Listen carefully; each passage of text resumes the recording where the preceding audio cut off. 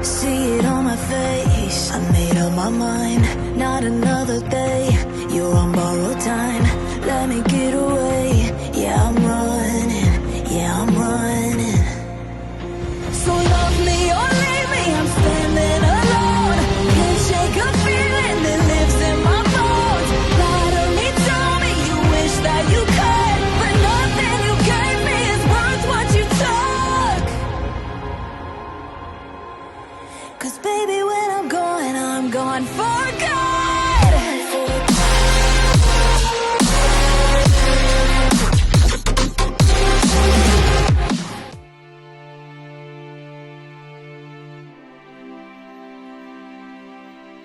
Melanjutkan dari kisah sebelumnya.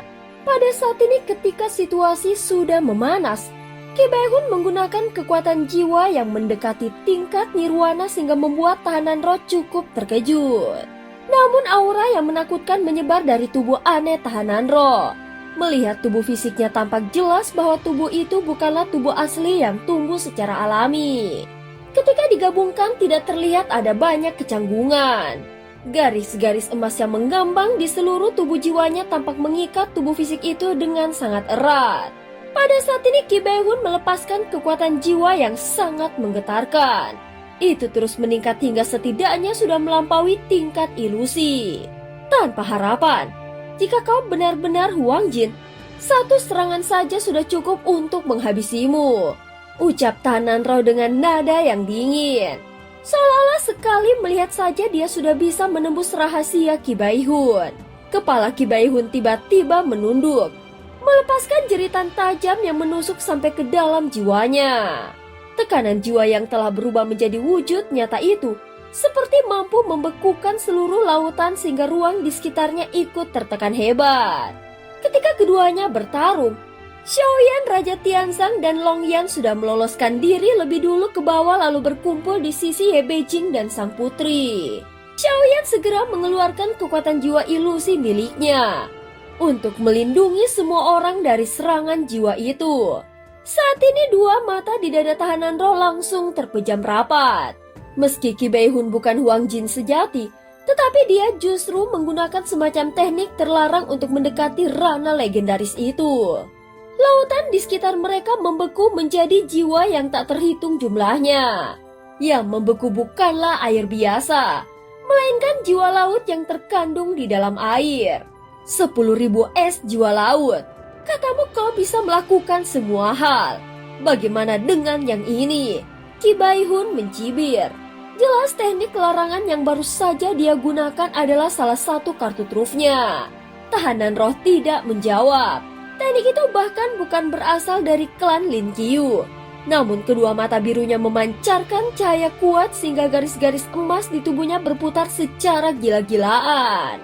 Tanpa bergerak sedikit pun, dia langsung menahan serangan jiwa Ki Bae-hun dengan kekuatan tubuhnya sendiri. Garis-garis emas di tubuh tahanan roh kembali memadat berubah menjadi wujud fisik yang sama kerasnya dengan teknik es jiwa laut milik Ki Bae-hun. Saat itu juga tubuh tahanan roh memancarkan cahaya keemasan yang terang. Es jiwa yang menghantamnya menimbulkan suara dan tangan ringan lalu terpental oleh pola emas yang melindungi seluruh tubuhnya. Kedua makhluk itu sama-sama memiliki kekuatan jiwa yang sangat mengerikan.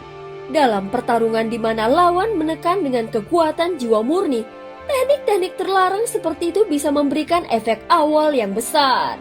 Bahkan terkadang membuat lawan tidak punya kesempatan untuk membalas. Mata Xiaoyan berkilat. Dia sekali lagi merasakan betapa pentingnya kekuatan jiwa dan dia juga mulai tertarik pada teknik larangan. Meski kekuatan jiwanya kuat, tetapi dia jarang menguasai teknik jiwa tingkat tinggi. Jadi dia belum bisa bertarung seperti tahanan roh. Jelas baik tahanan roh maupun Ki Bae-hun, meskipun belum mencapai tingkat Huang Jin dan tidak memiliki batas alam yang jelas, setidaknya mereka jauh lebih kuat daripada Xiaoyan dalam hal kedalaman dan kemurnian jiwa. Dalam pertempuran yang aneh seperti ini, Xiaoyan seperti mendapatkan pencerahan. Kekuatan jiwa tidak hanya bergantung pada pencapaian dari alam. Bahkan jika belum mencapai tingkat tertinggi, seseorang tetap bisa terus berlatih untuk memurnikan dan memperkuat jiwa mereka.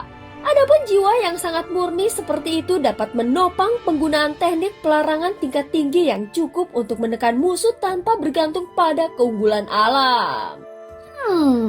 Monster bermata besar ini cukup hebat juga, ucap Ye Beijing sambil terkekeh.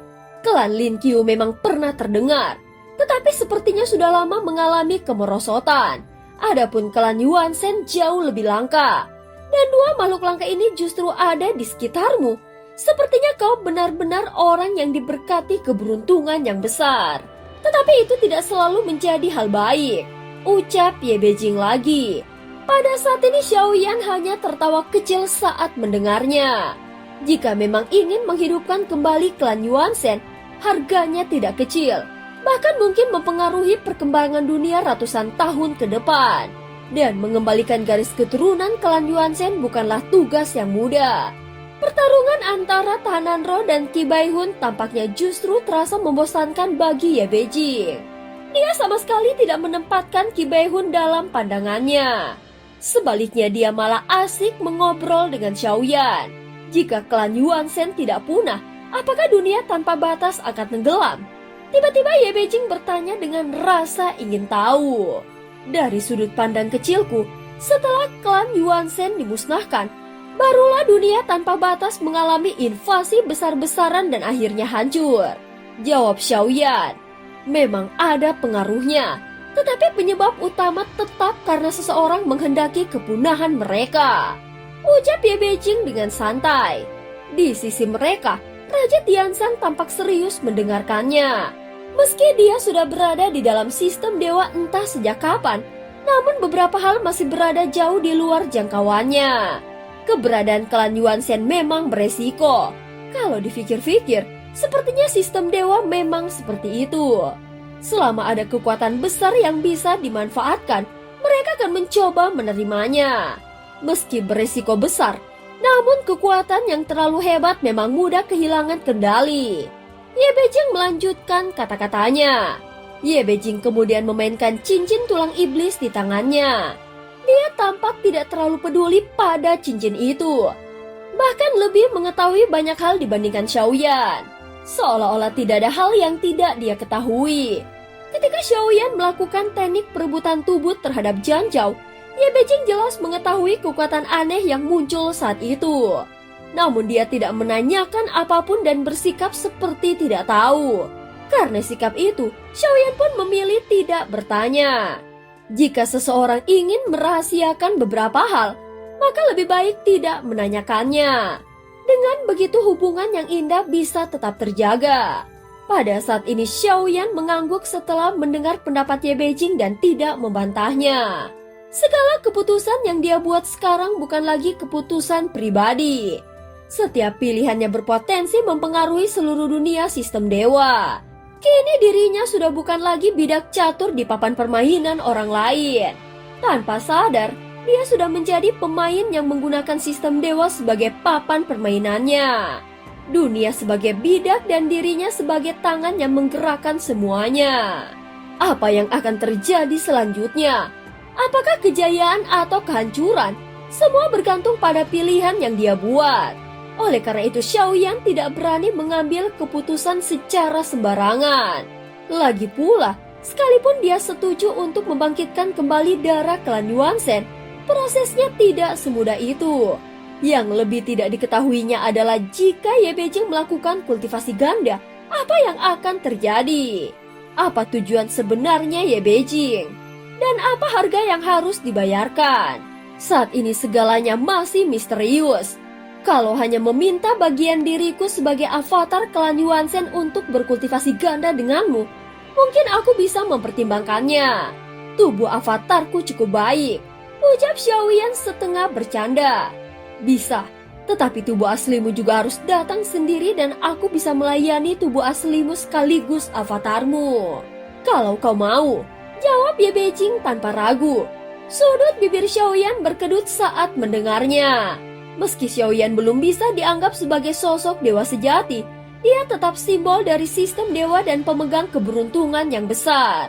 Jika dia melakukan kultivasi ganda sembarangan, maka jalan kultivasinya bisa terkena dampak serius.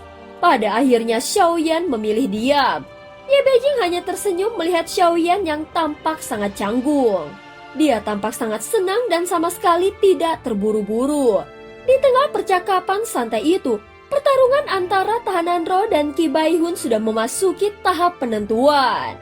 Berbagai teknik larangan terus bertabrakan.